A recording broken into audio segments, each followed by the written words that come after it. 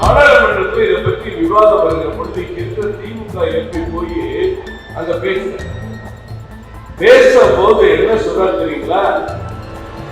ஒவ்வொரு இனமும் இந்தியாவில் ஏதாவது ஒரு இனம் அவங்க எங்க சேர்றது விருப்பப்பட்டா அவங்க அங்க சேர்றதா நியாயம். யார் பேசுறாரு? திமுகவுல போயிருக்கிற ஒரு எம்பி அப்துல்லா பேசுறாரு.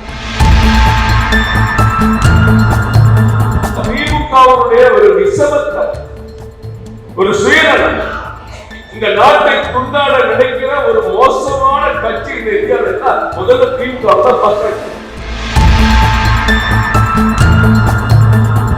ராஜஸ்தானுக்கு போனா தலைப்பாகையோடு நின்று பேசிட்டு இருக்காரு. மணிப்பூருக்கு போனா அங்க இருக்கிற மக்கள் மாதிரி பேசிட்டு இருக்காரு. தமிழ்நாட்டுக்கு வந்தா வேஷ்டி சட்டையில வராது. டிரெஸ்ல மட்டும் இல்ல, எல்லா மாநில மக்களுடைய சிந்தனையை ஏற்ற ஒரு தலைவர் இந்த இந்தியாவில் இருக்கிறதா மோடி மட்டும்தான். நீ ஒரு குடும்பத்துக்கு 20,000 ரூபாய் செலவு வச்சு ஜட்டம் வச்சு குடும்பத்தை எடுத்துட்டு 1000 ரூபாய் கொடுத்து அந்த 1000 ரூபாய் இங்க வந்து எல்லாரும் வந்திருக்கா கை தூங்க மாமா எத்தனை பேர் வரல சும்மா சொல்லுங்க. ஏழை எளிய மக்களுக்கு பொதுமக்களுக்கு ஒரு பைசா வாங்காமல் ஒரு முறை அல்ல 3 முறை ஊசி போட்டு உயிரை காப்பாற்றியவர் பாரத பிரதமர். 3 திரைக்கடல் ஓடியும் திரவியம் தேடு. நம்ம இங்க இருக்கிற கரியன் பூங்குன்றார். அதுதான் அடிக்கடி ஐநா சபையில் ஐயா வாஜ்பாயும் பேசினாரு, நரேந்திர மோடியும் பேசினாரு. யாரும் ஊரில் ஆவலும் கேடு. பாரதியார் நம்ம பாரதத்தை பத்தி பெருமையா சொன்னார். செப்பு மொழி 18 உடையார். செப்பு மொழி, பேசுகிற மொழி 18 உடையார். பாரத அன்னைக்கு சொல்றோம். செப்பு மொழி 18 உடையார், சிந்தை ஒன்றுடையார். இருக்கிற திமுக போய் பாராளுமன்றத்தில் பேசுறாங்க. காஷ்மீர் 370க்கு நீதிமன்றம் தீர்ப்பு கொடுத்துருச்சு. 5 நீதிபதிகள், தலைமை நீதிபதி உட்பட 5 நீதிபதிகள் தீர்ப்பு கொடுக்கிறாங்க. என்ன தீர்ப்பு? காஷ்மீருக்கு கொடுத்திருக்கக்கூடிய சிறப்பு அதிகாரத்தை ரத்து செய்வது சரிதான். இந்தியாவிலே நாங்கள் இணைகிறோம் என்று என்றைக்கு அவர்கள் கையெழுத்து போட்டார்களோ அன்றோடு அந்த சிறப்பு அந்தஸ்து கொடுக்கிற வாய்ப்பு அவர்களுக்கு கிடையாது. மேலும் அது ஜவஹர்லால் நேரு அவர்கள் காலத்தில் கொடுத்த போது டெம்பரரி அரேஞ்ச்மெண்ட், ஒரு தற்காலிகமான ஏற்பாடு என்றுதான் அதை கொடுத்திருக்கிறார்கள். எல்லாமே சட்டப்படி நடந்திருக்கிறது. ஜனாதிபதி இதை ஏற்றுக்கொண்டது செல்லத்தக்கது. அவர்களை நாங்கள் கேள்வி கேட்க முடியாது அப்படின்னு ஒரு அழகான தீர்ப்பை அவங்க சொன்னாங்க. ஒரு நாடாளுமன்றத்தில் இதை பற்றி விவாதம் வருகிற பொழுது இங்க இருக்கிற திமுக எம்பி போய் அங்க பேசும்போது என்ன சொல்றாரு தெரியுங்களா? ஒவ்வொரு இனமும் இந்தியாவில் ஏதாவது ஒரு இனம் அவங்க எங்க சேர்றது விருப்பப்பட்டா அவங்க அங்க சேர்றதா நியாயம். யார் பேசுறாரு? திமுகவுல போயிருக்கிற ஒரு எம்பி அப்துல்லா பேசுறாரு. அப்ப அமித்ஷா இருக்காரு, எந்திரிச்சு கேட்கிறாங்க, என்னங்க காங்கிரஸ் தலைவரை பார்த்து, மல்லிகார்ஜுன கார்கே பார்த்து, அவர் சொல்றது உங்களுக்கு நீங்க ஏத்துக்கிறீங்களான்னு கேட்டாங்க. அவர் வாயை மூடிட்டு அவர் பேசுறதுக்கு என்ன அர்த்தம்? அந்த திமுகவுடைய ஒரு விசமத்தை, ஒரு சுயநலம், இந்த நாட்டை துண்டாட நினைக்கிற ஒரு மோசமான கட்சி இந்த இந்தியாவில் முதல்ல திமுக. என்ன பேசுறாரு? காஷ்மீர்ல இருக்கிறவங்க பெரும்பான்மை பகுதி எல்லாமே இஸ்லாமிய கிடையாது. காஷ்மீர்ல இருக்க பெரும்பான்மையினர் என்ன நினைக்கிறாங்க? அவங்க பாகிஸ்தான்ல சேர நினைச்சா சேரலாம். இப்ப கேரளாவில் இருக்கவங்க மாலத்தீவுல சேர நினைச்சா சேரலாம். தமிழ்நாட்டில் இருக்கிறவங்க இலங்கையில சேர நினைச்சா சேரலாம். மேற்கு வங்காளத்தில் இருக்கிறவங்க பங்களாதேஷ்ல சேர நினைச்சா சேரலாம். கிழக்கிந்திய நம்ம நாடுகளில் இருக்கிற வடகிழக்கு இந்திய மாநிலங்கள்லாம் பர்மால சேர நினைச்சா, இதைத்தான் நல்லா சொல்றாரு. எந்த டிவி இருக்கிறவங்க கண்ணிக்கு அதை பத்தி பேசல, அது டிபேட் எடுக்கல. எவ்வளவு துணிச்சல், மோசமான சிந்தனை மனசுல இருந்தா இந்த நாடு இந்தியா வளர்வது அவர்களுக்கு எவ்வளவு எரிச்சல் மனசு இருந்தால், இந்தியாவுடைய வளர்ச்சியில் அவர்களுக்கு எவ்வளவு பொறாமை இருந்தால் இப்படி ஒரு கருத்தை அவர்கள் பாராளுமன்றத்தில் சொல்றாங்கன்னா இப்படிப்பட்ட துரோகிகளை எல்லாம் மீறி தான் இந்த நாட்டை பாரத பிரதமர் நரேந்திர மோடி உயர்த்தி கொண்டு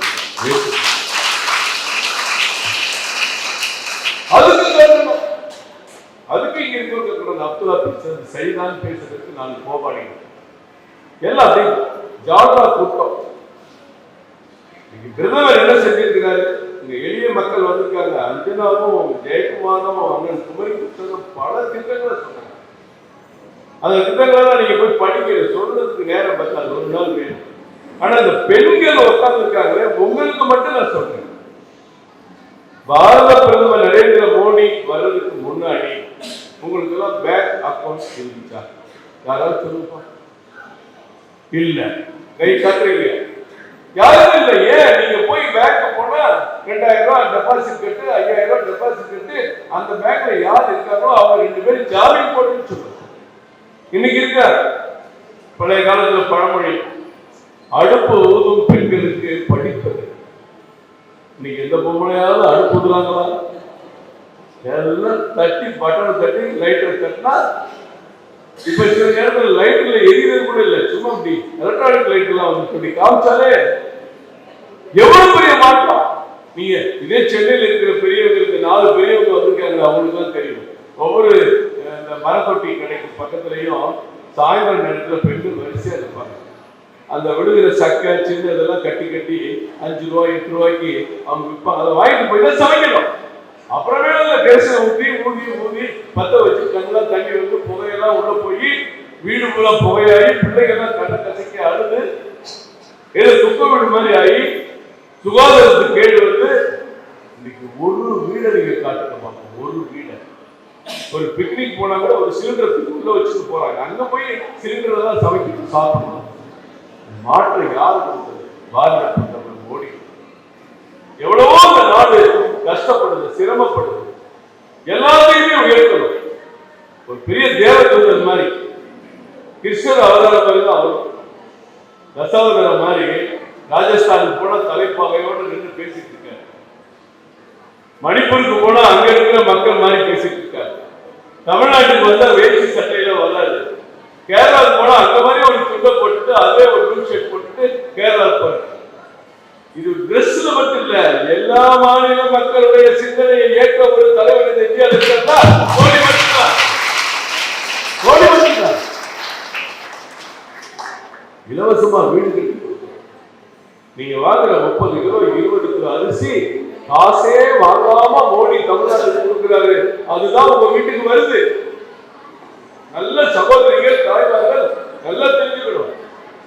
உங்க வீட்டுக்கு வர்ற அந்த அரிசி போன வருஷம் வரைக்கும் மாநில அரசாங்கம், தமிழ்நாடு அரசாங்கம், ஸ்டாலின் அரசாங்கம் 4 ரூபாய் கொடுத்து வாங்கிட்டு வந்து உங்களுக்கு 20 கிலோ 30 கிலோ ஃப்ரீயா கொடுத்தாங்க. டெல்லியில வாங்குறது அரிசி 28 ரூபாய் கிலோ.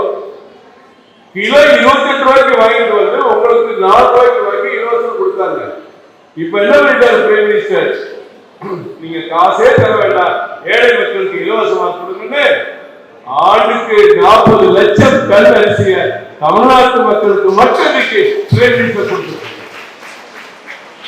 5 ரூபாய்க்கு ஒரு மாத்திரை மருந்து வாங்க கூட சில பேருக்கு காசு இருக்கு. தலைவலிக்கு ஒரு மாத்திரை வாங்கிட்டோம்னா 5 ரூபா இல்லை 10 ரூபா. அப்படி கஷ்டப்படுற குடும்பம் இன்னைக்கு இருக்கு. அன்னன்னைக்கு 500 ரூபா 1000 ரூபாய் சம்பாதிச்சு வந்து வீட்டுக்காரு 400 ரூபாய்க்கு 2 கோட்டை வாங்கி சாப்பிட்டுட்டு வீட்டுக்கு வந்து ரொம்ப கஷ்டம், சொல்லவே முடியாது. பெண்கள் கிளம்பணும், தமிழ்நாடை பார்த்து கிளம்பணும். என்ன கிளம்பணும்? முதலமைச்சரை பார்த்து கேட்கணும்.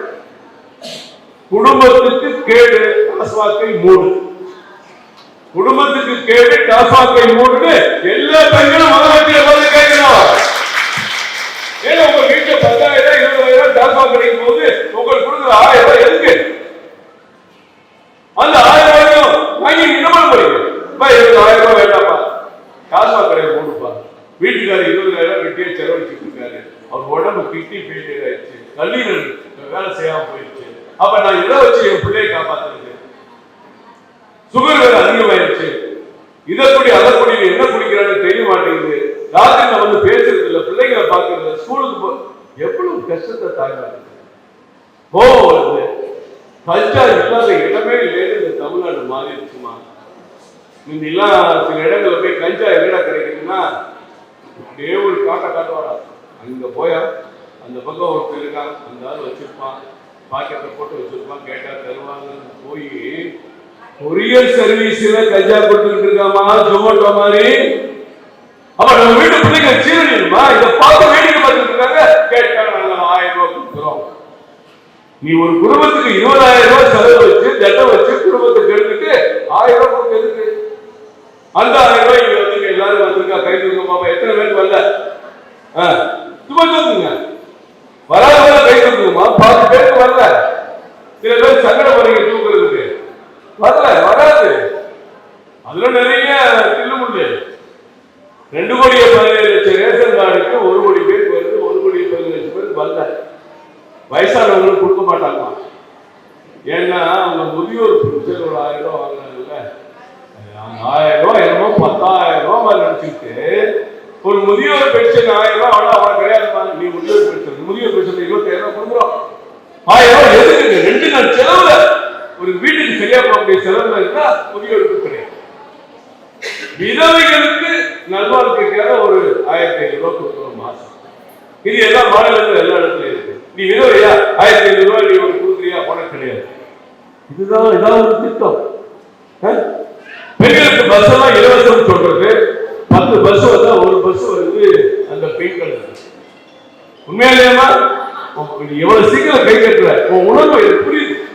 ஒரு போய் காத்திருக்கிற சகோதரி அந்த பஸ் வர வரைக்கும் நிற்கணும். போற வர டிரைவர் வேடிக்கை போய் பார்த்து ஓசி பஸ் பாரு, வண்டி எடுக்கலாம் வண்டி எடுக்கலாம். எவ்வளவு ஒரு அவமானம். என்ன உங்க அப்பா விட்டு சொத்து குறைஞ்சு போயிடுது நீ கேட்கிற எங்களை பார்த்து.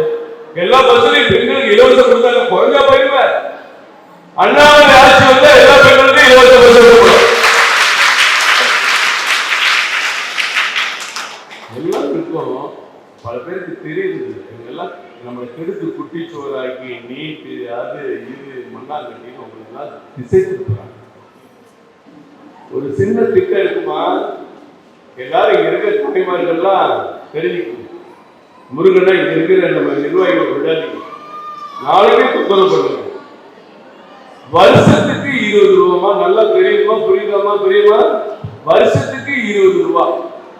20 ரூபாய் ஒரு டீ குடிக்கிற செலவு. வருஷத்துக்கு 20 ரூபாய் நீ அக்கௌண்ட்ல இருந்தா போதும், போய் கட்ட வேண்டாம். உன் அக்கௌண்ட்ல இருந்தா நாங்க கொடுக்குற ஃபார்மை ஃபில்அப் பண்ணி உங்க பேங்க்ல போய் கொடுத்துருங்க. அவ்வளவுதான் வேலை, வேற ஒரு வேலையே கிடையாது. ஸ்லிப் மட்டும் கிழிச்சு கொடுப்பாங்க, அந்த ஸ்லிப்பை கிழிச்சு கொடுத்துட்டா வச்சுங்க, அவ்வளவுதான். உங்களுக்கு மெசேஜ் வந்துடும்.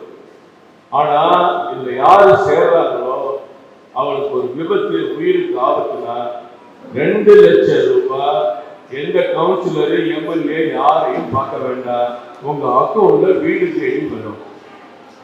ஒரு இளைஞருக்கு பிரச்சனைனா அம்மாவுக்கு வரும், ஒரு ஆணுக்கு பிரச்சனை மனைவிக்கு வரும், ஒரு பெண்ணுக்கு பிரச்சனை கணவனுக்கு போகும். எல்லாரும் வேலைக்கு போறோம், ஆண் பெண் எல்லாரும் வேலைக்கு போறோம்.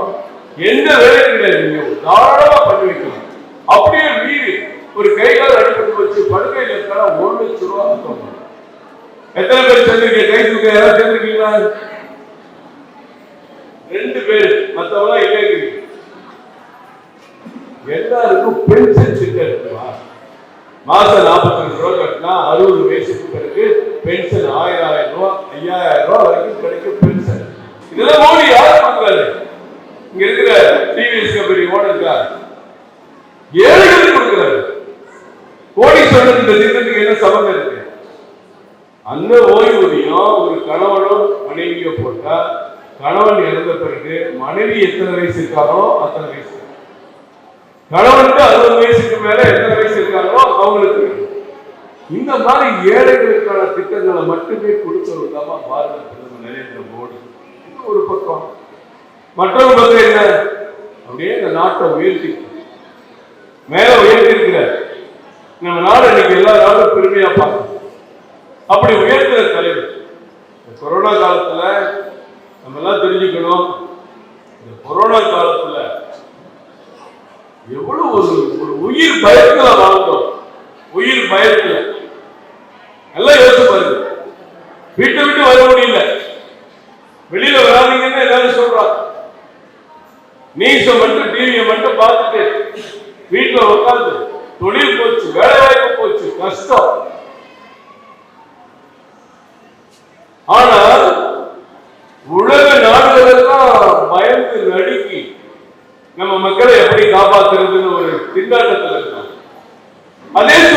இந்தியாவில் இருந்தது. என்ன நமக்கு இன்றைக்கு உலகத்துல 800 கோடி மக்கள் தொகை எவ்வளவு? ஜனவரி 1ஆம் தேதி அறிவிக்க போறாங்க. உலக மக்கள் தொகை 800 கோடி, 800 crores. அதுல நம்ம பக்கம் எவ்வளவு? 142 கோடி. யோசிச்சு பாருங்க, ஏறத்தாழ 20% நெருங்கிட்டோம். இவ்வளவு பெரிய நாடை யார் காப்பாற்றுவா? அமெரிக்கா, சைனா, ரஷ்யாலாம் மோடி வருவாரியா பார்ப்போம். மோடி நம்மளை தேடி நாடி வருவார். நம்ம தான் அவங்களுக்கு ஊசி கொடுத்து அந்த மக்களை காப்பாற்ற முடியும். என்னெல்லாம் எழுதி வாங்கணுமோ எழுதி வாங்கி, என்னெல்லாம் எழுதி வாங்க அவங்க எப்படிதான் இருப்பான். அவங்க உயிரை காப்பாற்ற நான் சொல்றதை கேளு, நாங்க ஊசி தர்றோம். என்ன பண்றாரு மோடி? அவங்களுக்கு முன்னாடி நம்ம நாட்டு கொரோனா தடுப்பூசி தயாரிச்சு நம்ம நாட்டு மக்களுக்கு 740 கோடி ஊசி போட்டு, அது போக 54 நாடுகளுக்கு இலவசமாக கொடுத்த தலைவர் நாடுகள். இன்னைக்கு கொரோனா மறுபடியும் காட்டுது. தமிழ்நாட்டில் 2 பேர் இறந்துருக்காங்க. எல்லாரும் எச்சரிக்கையா இருக்கணும். நமக்கு நிறைய அனுபவம் வந்துச்சு. பாரத பிரதமர் காப்பாற்றுறதுனால தான் இன்னைக்கு நம்ம எல்லாம் உயிரோட இருக்கோம். கொத்து கொத்தா செத்தவர்கள் தான் இருக்கு. அதிகமா செத்தது சைனா தான். சைனால மட்டும் 40 லட்சம் பேர் செத்துருக்காங்க. அதான் உலகத்துல வல்லரசு நாடு. அமெரிக்கால வழியில திவாலாக வந்துட்டாங்க. ஆனா நம்ம பாரத பிரதமர் திட்டமிட்டு செயல்பட்டு நம்ம மக்களை காப்பாற்றணும். யாராவது ஒரு பைசா கொடுத்தோமா கொரோனா ஊசிக்கு? யாராவது கொடுத்தோமா? பணக்காரங்க போய் போட்டாங்க ஊசி. 3000 ரூபாய் 4000 ரூபாய்க்கு பணக்காரங்க போட்டாங்க அப்போலோ ஹாஸ்பிட்டல், எம்ஜிஎம் ஹாஸ்பிட்டல்.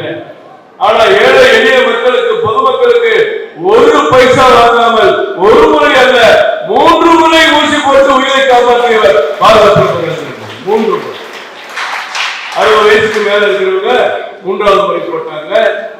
கடைசியில 14 வயசுக்கு கீழே 14 வயசுக்கு மேல இருக்கிற இளைஞர்களுக்கு போட தொடங்கணும். அதுக்குள்ள கொரோனா முழுமையாக நிறைவு பெற்றது. இப்ப மறுபடியும் அதை பத்தி பேசுறாங்க. பிரதமர் அவருக்கு ஒரு வேலை இல்லை. அவருக்கு ஒரு வேலை இல்லை. நாட்டு மக்களுக்கு என்ன செய்யறதுனால ஒரு மனிதனுக்கு சிந்தனை. இங்க இருக்கிற ஸ்டாலினுக்கு என்ன இருக்கும்? அவர் வீட்டு மக்களுக்கு என்ன செய்யறது அவருடைய சிந்தனையா இருக்கும். நாட்டு மக்களுக்கு என்ன செய்யறதுன்னா பாரத பிரதமருடைய சிந்தனையா இருக்கும். மறுபடியும் நம்மள அவர் காப்பாற்றுவார். எந்த ஆபத்து நாட்டுக்கு வரப்போறது இல்லை. அப்ப ஏழை எளியவர்களுக்கான திட்டங்கள், மிகப்பெரிய சோதனையிலிருந்து நாட்டை காப்பாற்றுறது. ஒரு நாட்டுக்கு போனார், அங்க இருக்கிற நம்ம பிரதமர் மாதிரி அவர் ஒரு பிரதமர். சின்ன நாடு பெரிய நாடுலாம் பார்க்கக்கூடாது. அந்த நாட்டு பிரதமர் ஏர்போர்ட்ல வரவேற்கும் போது திடீர்னு காலை வந்து கூப்பிட்டார். அப்படியே பதறிட்டார்.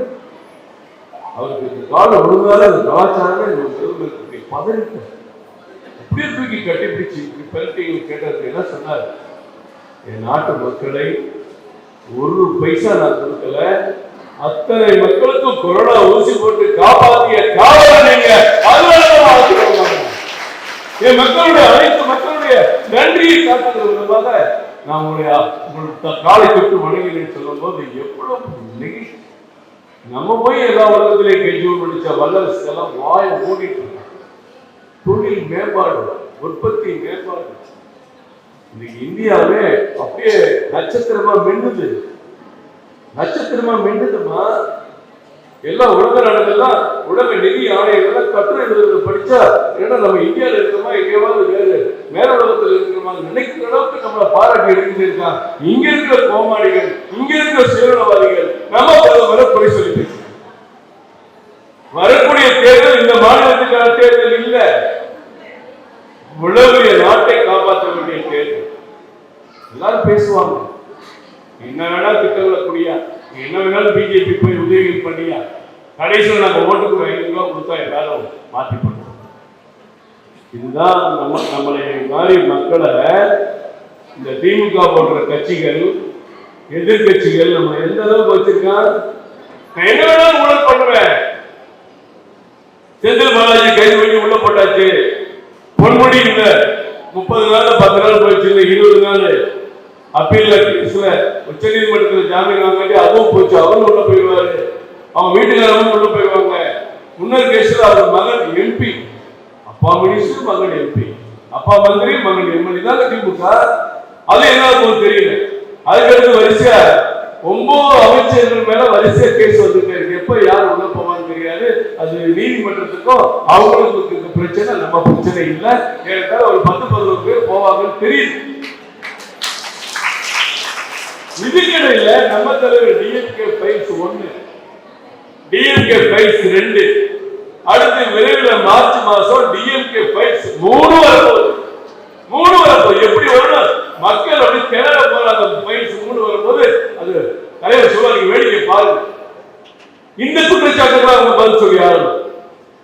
இவ்வளவு குற்றங்கள் செய்யணும், அமைச்சர்கள் ஜெயிலுக்கு போயும் மோசமான நிலையில் இந்த தமிழ்நாட்டில் எல்லா வரியும் மின் கட்டணத்தை கூட்டத்துக்கு எப்படின்னு கேட்டா, அந்த மின் பணம் கட்டுறவனுக்கும் தெரியல, வசூல் பண்றவனுக்கும் தெரியல.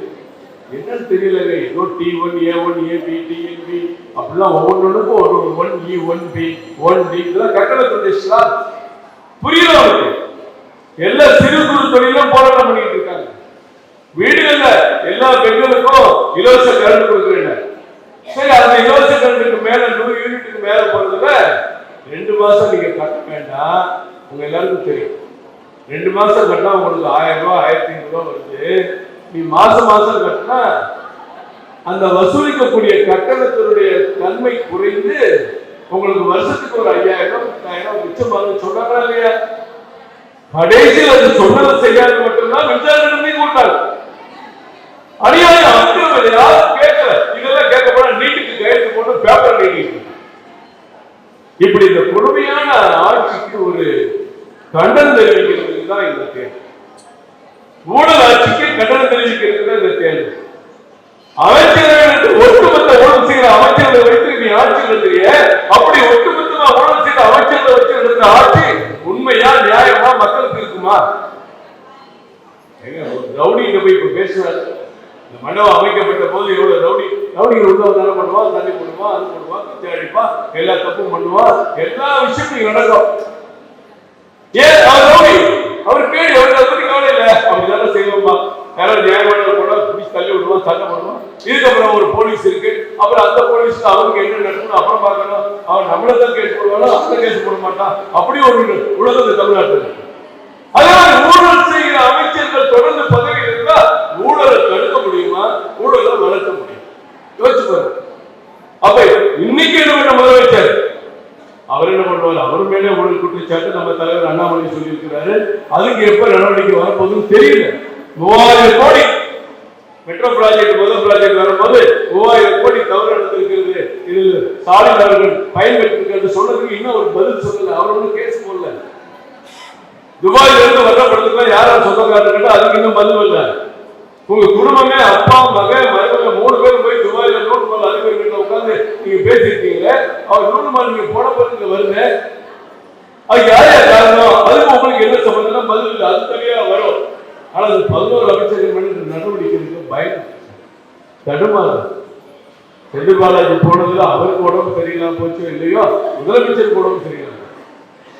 அடுத்து இப்ப உதயநிதி ஸ்டாலின் பேசுற பேச்சுக்கும் அவர் வேலை பண்ணிட்டு அவருக்கு என்ன பேசுறது தெரியாம பேசிட்டு நம்ம சொல்ல வேண்டாம். மம்தா பானர்ஜி சொல்றாங்க அவர் என்ன சின்ன பையன் ஏதோ தெரியாம நம்ம சொல்லல.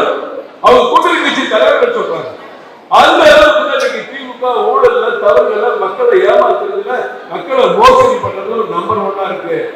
ஆனா என்ன நினைக்கிறாங்க? கவலையே போட மாட்டோம், ஓட்டுக்கு 500 ரூபாய் கொடுத்தா போதும். போடுவீங்க நீங்க? நல்லது யார் செய்வார்களோ அவங்களுக்கு போடுங்க. நம்ம குழந்தைகளுடைய காலமாவது நம்ம கணவன்மார்கள் நல்லா இருக்கணும், அண்ணன் தம்பி நல்லா இருக்கணும், நம்ம பிள்ளைகள் நல்லா இருக்கணும். அப்ப இந்த நாடு நல்லா இருக்கணும். ஒரு ஊருக்கு வெடிகுண்டு வெடிக்கக்கூடாது, ஒரு ஊருக்கு பிரச்சனை வரக்கூடாது, ஒரு ஊருக்கு நோய் பரவக்கூடாது.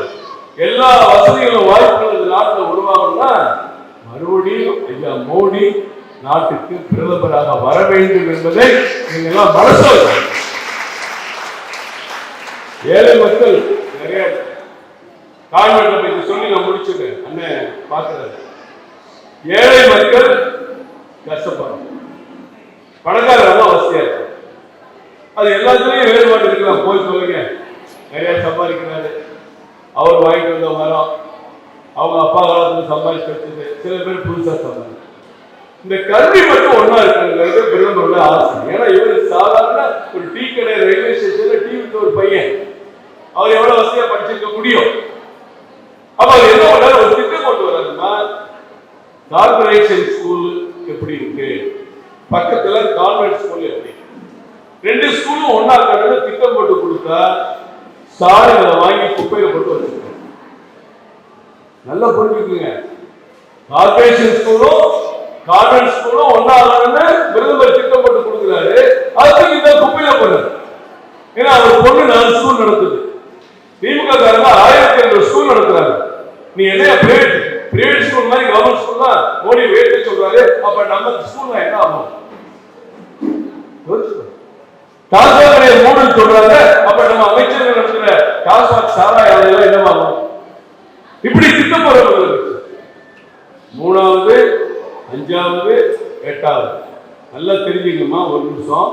3வது 5வது 8வது 3 பாடத்துல 3 வகுப்புல பரீட்சை வைக்க சொல்றாரு மோடி. இங்க காலேஜ்ல படிக்கிறவனும் SSLC பிளஸ் வரலாம், கடைசி வரைக்கும் தனியா படிக்கிறான். கடைசியில காலேஜுக்கு போறதுக்கு முன்னாடி படிக்கும் போது ஒன்னா பரீட்சை எழுதுறான். அவன் திறமை எழுதுவானா, நம்ம பையன் திறமை. அப்ப நீ இடையில அவன் செக் பண்றது எப்ப? சின்ன குழந்தையா இருக்கும்போது 3வது வகுப்பா 8 வயசு ஆயிடும்,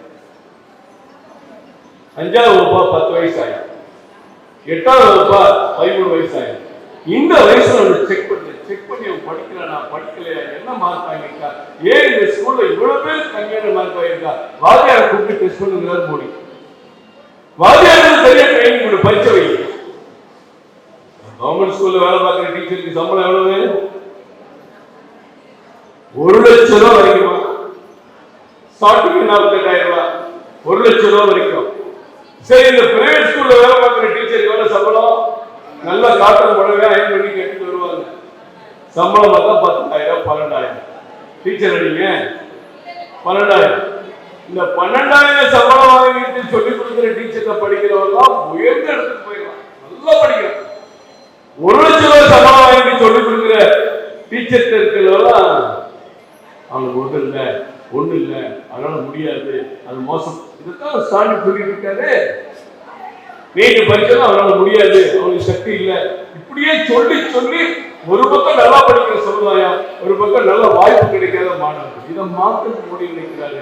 அதுக்கு இடத்துல டிகிரி படிக்கிறான் உங்க பையன், ஒரு BSc first year second year third year.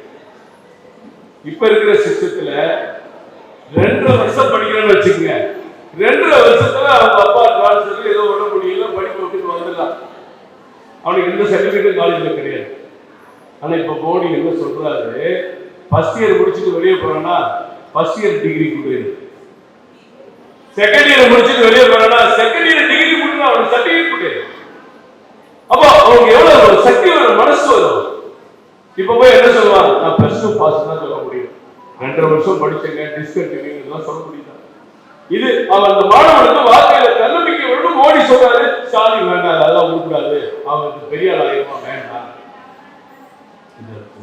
பாடப்பிரிவு விருப்ப பாடம் இருக்குல்ல 9வது மேல, அத மோடி என்ன ஐயா என்ன பண்ணிருக்காரு தெரியுமா, நீ என்ன வேணாலும் படி, காலையில உனக்கு என்ன படிக்கணும் அதை படி, இது படிச்சாதான் அது கிடையாது உத்தரவு போட்டுருக்காருமா. யோசிச்சு பாருங்க, விருப்ப பாடம் என்ன வேணாலும் படிச்சுக்க, பாட்டன் எடுத்தாதான் நீட் எழுத முடியும், ஜுவாலஜி எடுத்தாதான் MBBS முடியும், ஹிஸ்டரி எடுத்தாதான் லா காலேஜ், நத்திங் ஒண்ணும் கிடையாது. என்ன விருப்ப பாடம் படி, என்ன பாடத்துக்கு வேணா, வாழ்க்கையில் உனக்கு எது பிடிக்குதோ அப்படி. ஏன்னா சில பேருக்கு கிடைக்காது, ஏங்குவாங்க பிள்ளைங்க, ஸ்கூல்ல சேர்க்க மாட்டான், உனக்கு இந்த கோர்ஸ் கிடையாது நீ இது போமா, கடைசி படிக்க நினைச்சது ஒண்ணா இருக்கும், போய் சேர்றது ஒண்ணா இருக்கும், அவனுக்கு இன்ட்ரெஸ்டே போயிடும், பிரதமர் தடுக்கிற, அவனுக்கு என்ன பிடிக்குமோ அதை படிக்கிறது நீ ஓ திறமை.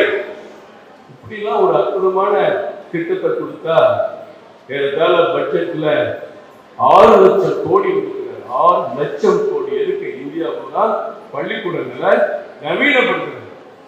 எந்த பள்ளிக்கூடத்துல? வேலம்மாள் ஸ்கூல்லையா, அமெரிக்கன் ஸ்கூல்லையா? யோசிச்சு பாருங்க. கவர்மெண்ட் ஸ்கூல்லையும் கார்பரேஷன் ஸ்கூல்லையும் உயர்த்துறதுக்கு 6 லட்சம் கோடி இந்தியா பூரா கோடி ஒதுக்குறதா எனக்கு வேண்டாம், எனக்கு டாஸ்மாக்ல காசு வருது, அப்போது ஸ்டாலின் தாய்மார்கள்லாம் நல்லா புரிஞ்சுக்குங்க. வீட்டில் இருக்க எங்க அண்ணன் தம்பிகிட்ட ஐயா மார்கிட்ட சொல்லுங்க, இங்க இருக்கிற ஆட்சி மாற்றத்துக்கான தேர்தல் இல்லை, இந்த நாட்டை காப்பாற்றுற தேர்தல், தமிழ்நாட்டுக்கு உதவி செய்கிற தேர்தல். அப்ப நம்ம ஒரு பெரிய தலைவர், நம்ம கண்ணுக்கு தெரிய மோடி இருக்கிறார், நமக்குள்ள உலகமே அவர் தான் கொண்டாடி. மறந்துடாதீங்க, அண்ணாமலை இந்த பகுதிக்கு வருவார். உங்கள் வீட்டு பிள்ளை தமிழக மக்கள் ஒரு இதே கலியா இருக்கு அண்ணாமலையை பார்த்துட்டு இருக்காங்க. இதே கலியா பார்த்துட்டு வீட்டில் இருக்கிற சகோதரிகள் நிறைய டிவி சீரியல் பார்க்கறத விட அண்ணாமலை பேட்டியை தான் பார்த்துட்டு இருக்காங்க. உண்மை இல்லையா? அப்படி இருக்க உங்க தம்பியா மறந்துடாதீங்க, உங்க வீட்டு பிள்ளையா மறந்துடாதீங்க.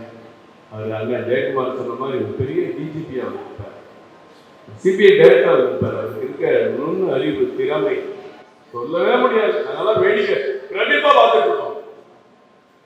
பிரமிப்பா பார்த்து ஒரு மனிதனுடைய ஆற்றல் இந்த அளவுக்கு இருக்குமான்னு பிரமிப்பா பார்த்துட்டு விட்டுறாதீங்க. அவர் இருக்க பிடிச்சிக்கங்க. நன்றி, வணக்கம்.